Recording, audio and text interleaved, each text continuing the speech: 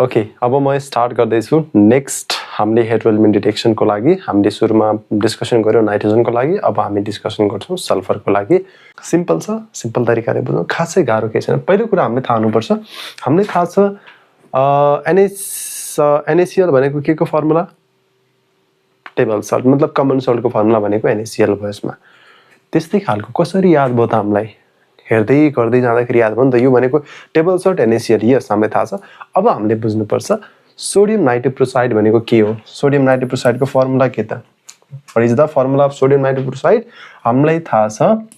Na2FeCN5NO that is the formula of sodium nitroproside फेरि एकचोटी याद गरौँ मसँगै Na2FeCN5NO that is the formula of sodium nitroproside clear छ कि छैन यहाँसम्म क्लियर छ है that is the formula of sodium nitroproside भनेपछि याद भइसक्यो फेरि रिपिट गर्नुस् एकचोटी Na2FeCN5NO फेरि याद गर्नु एकचोटी Na2FeCN5NO फेरि याद गर्नु एकचोटी है त अल्छी नमान्नुस् फेरि एकचोटी याद गर्नुस् Na2FeCN5NO याद हुन्छ नि ल सकिन्छ भने पाँच चोटी कपीमा पनि लेखौँ एकचोटी याद हुन्छ म अगाडि बढ्छु है त हामीलाई थाहा छ डिटेक्सन अफ सल्फरको लागि सबसे फर्स्टमा हामीलाई थाहा छ सोडियम छ प्लस हामीलाई थाहा छ सल्फर छ यसमा र दुईटाले रिएक्सनमा पार्टिसिपेट गर्ने बित्तिकै हाम्रो के हुन्छ Na2S भन्छ सोडियम सल्फाइड बन्छ यसमा र सोडियम सल्फाइड बनिसकेपछि जब मैले Na2S लेखेँ प्लस यो फर्मुला त हामीलाई थाहा छ के थाहा छ Na2FeCN5 that is sodium nitroproside कुन proceed that is sodium nitroproside भनेपछि म तपाईहरुलाई याद गर्नलाई सिम्पल तरिका दुईटा सोडियम यहाँ गरेर जोडिन्छ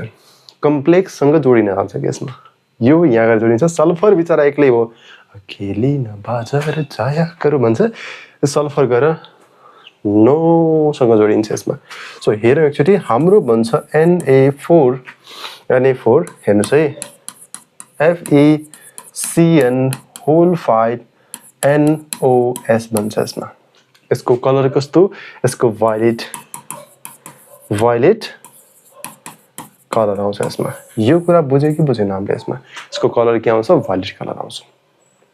क्लियर मतलब हामीले सोडियम एक्सट्र्याक्ट अथवा सल्फरको लागि टेस्ट गर्दाखेरि about 1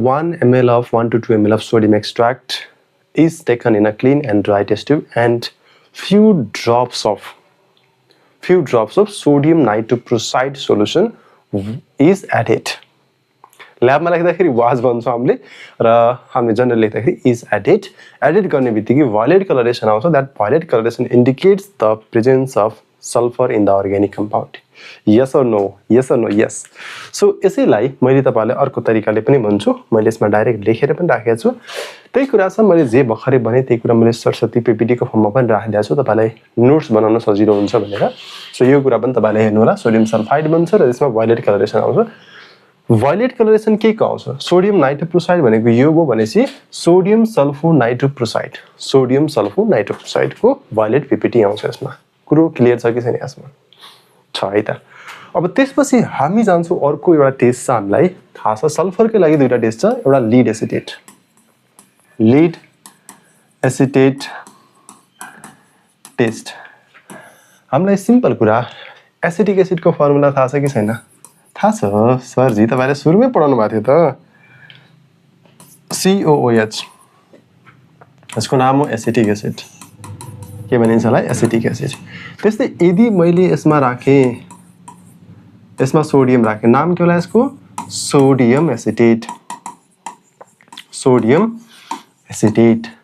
यदि मैले यसमा राखे CH3CO ओके यसमा यसको नाम के हुन्छ पोटासियम एसिटेट यदि मैले यसमा राखे CH3COO होल ट्वाइस यसमा क्याल्सियम राखे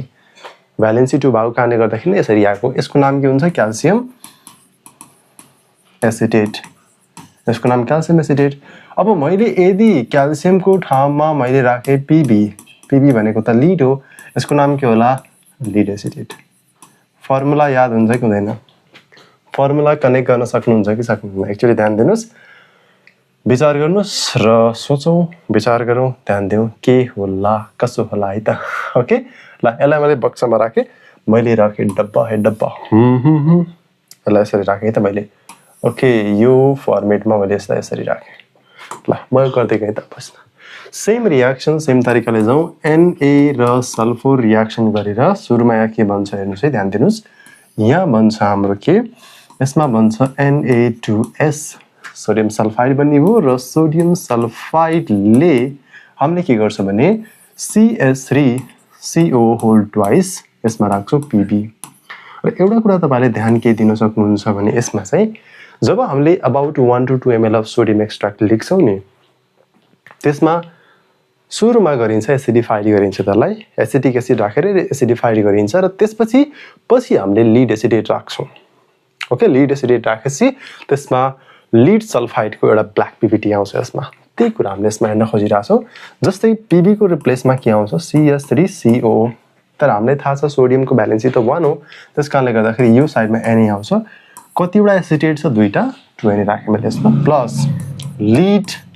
PBS यसको पीपीटी हुन्छ ब्ल्याक पीपीटी यो पीपीटी को फर्ममा आउँछ यसमा ठीक छ बुझ्नु भयो यहाँसम्म भनेपछि सोडियम दुईटा राखे मैले यहाँ 2 नै छ सल्फर एउटा छ यहाँसम्म बुझ्यो यो हाम्रो लीड एसिटेट टेस्ट कसैलाई कन्फ्युजन भयो यसमा कसैलाई डाउट्स भयो यसमा कन्फ्युजन भयो यसमा छैन अगाडि बढौं ल म अगाडि बढे है त भनेपछि यति गरिसकेपछि हामीलाई नेक्स्ट वाला लीड एसिटेट टेस्ट मैले जे कुरा भने त्यही कुरा नै हो यसमा त्योभन्दा बढी के हुन्छ यसमा भनेपछि अबाउट 1 to 2 ml हामीले लेख्यौं यो बन्छ सोडियम सल्फाइड थाहा नै भएको कुरा लीड एसिटेट राख्यौं र त्यसमा लीड सल्फाइड बन्छ र ब्ल्याक पीपीटी आउँछ यसमा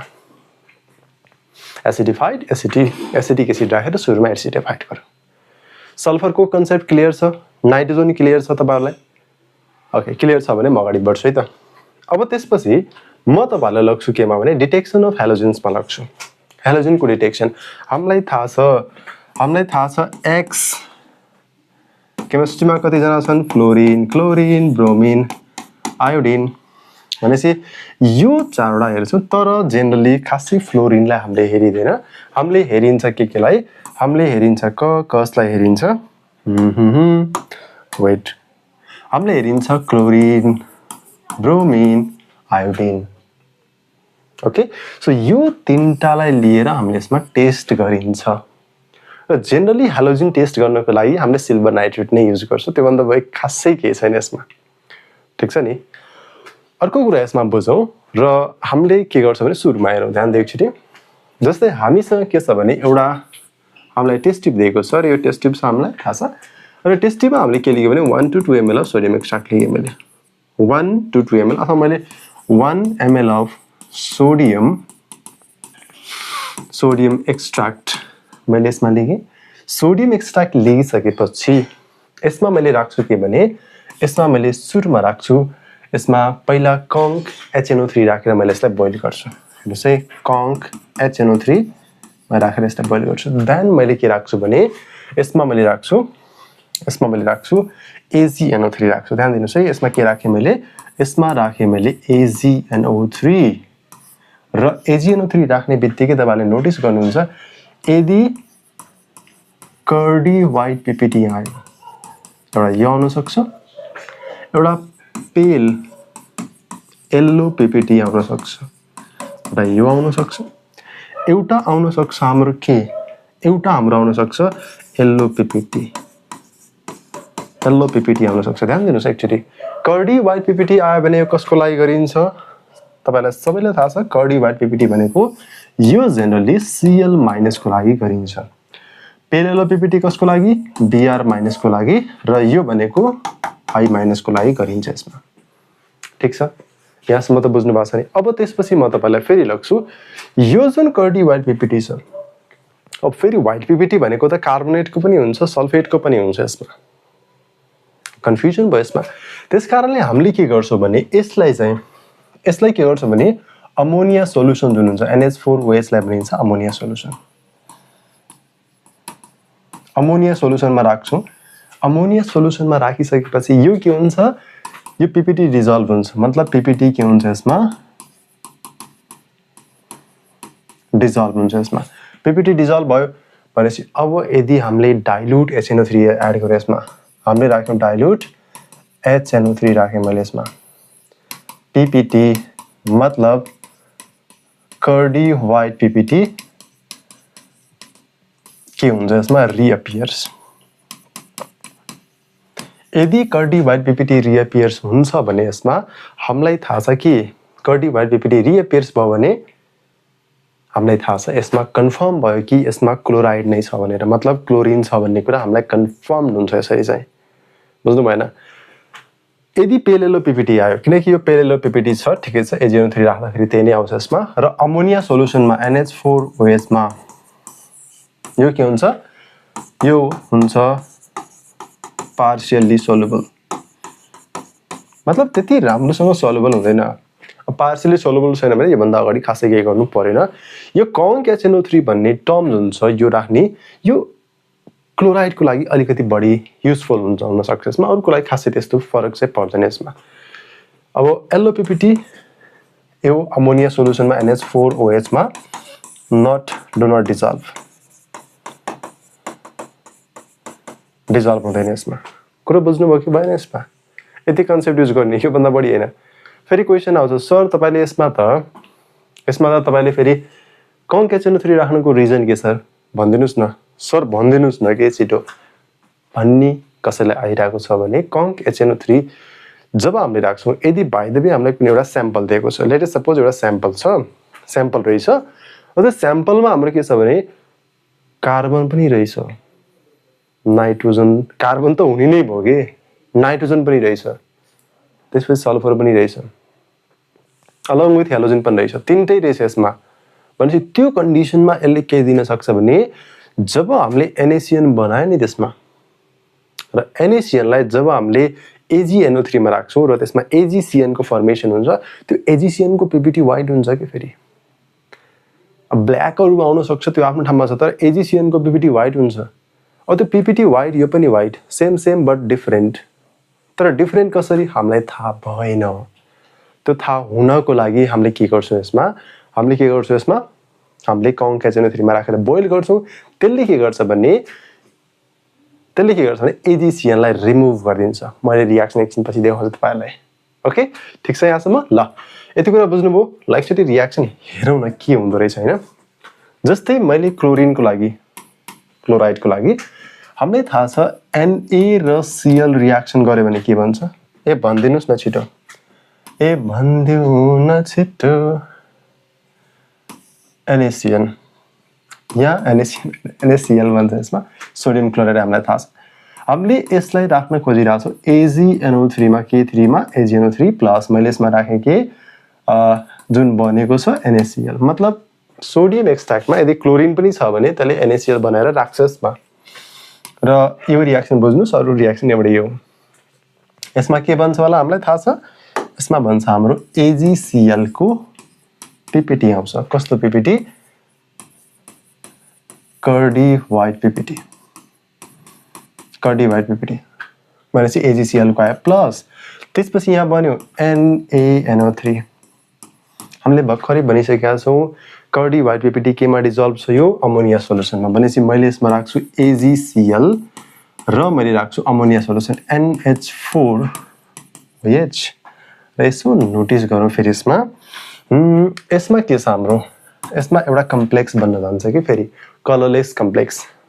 भनेको डायमन्ड सिल्भर फर्स्ट क्लोराइड बन्छ यसमा भनेको मतलब Ag दिएको छ यसमा AgNH3 होल ट्वाइस Cl भन्छ यसमा यसलाई भनिन्छ हामीले मतलब यो कलरलेस छ यसमा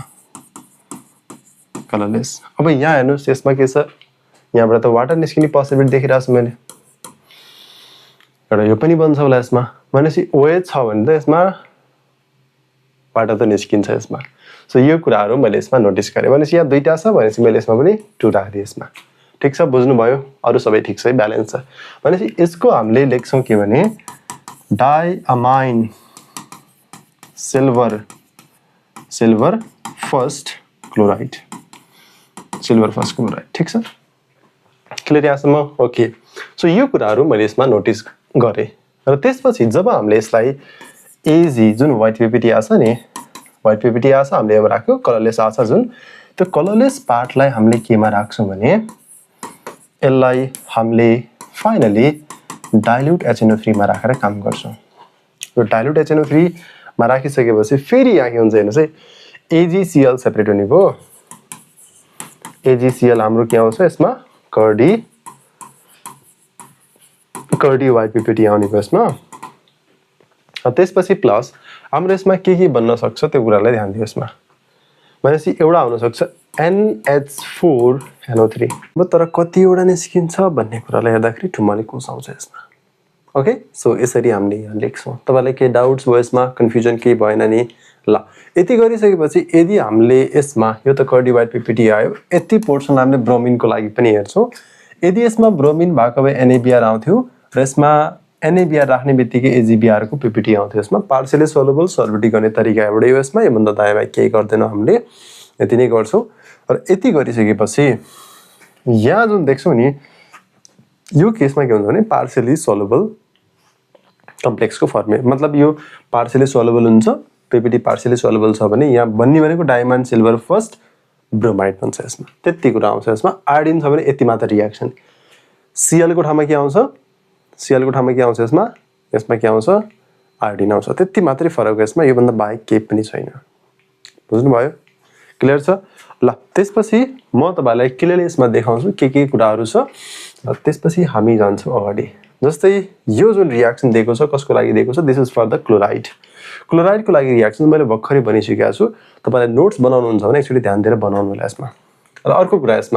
यसमा पेलेलो पीपीटी आउँछ हामीलाई थाहा छ र यो पार्शियली सोल्युबल छ भन्ने कुरा पनि हामीले बुझेको छ कलरलेस नै आउँछ यसमा पेलेलो पीपीटी ब्रोमिनको लागि आयोडिनको लागि एल्लो पीपीटी आउँछ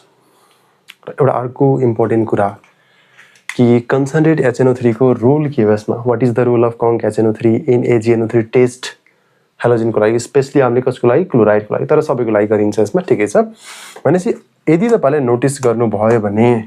जब हामीसँग NaCN मतलब अलोङ विथ कार्बन र सल्फर छ भने यसले AgNO3 सँग टेस्ट रियाक्सन गरेर सेम टेस्ट ट्युबमा AgCN र Ag2S बनाउँछ एउटा व्हाइट पीपीटी एउटा ब्ल्याक पीपीटी तर कसरी थाहा भयो त यो अब क्लोराइड के हो भनेर कन्फ्युजन भयो कि भएन त्यो कन्फ्युजनलाई हटाउनको लागि हामीले के गर्छौं यसमा भने यसमा सुरुमा के गर्छौं यसलाई रिमुभ गर्नुपर्ने हुन्छ र रिमुभ गर्नको लागि हामीले यसमा के राख्छौं यसमा कन्सन्ट्रेटेड HNO3 राखेर बोइल गर्छौं मजाले बोइल गर्छौं यसलाई र बोइल गर्ने बित्तिकै के को फर्ममा निस्किन्छ NaNO3 र HCN H2S को फर्ममा यो के हुन्छ रिमुभ हुन्छ यसमा र बल्ल अब हामी एकदम खुशीको साथ रियाक्सन गर्नतिर अगाडि बढ्छौं यसमा ठीक छ बुझ्नु भयो केही डाउट्स केही कन्फ्युजन छ यहाँसम्म तपाईहरुलाई केही कन्फ्युजन तपाईहरुलाई छ यहाँसम्म आई थिंक तपाईहरुलाई केही कन्फ्युजन छ जस्तो मलाई चाहिँ लाग्दैन यदि छ भने मलाई भन्नु होला है त ओके सो आजको क्लासमा म यति नै गर्छु डिटेक्सनमा तपाईहरुलाई केही प्रब्लम्स केही समस्या भयो भने मलाई भन्नु होला म डाइरेक्टली तपाईहरुलाई डाउट छ भने म भिडियो बनाएर राख्दिन्छु यसमा ओके आजलाई म यति गर्छु थ्यांक यू भेरी मच हामी नेक्स्ट भिडियोमा भेटौँला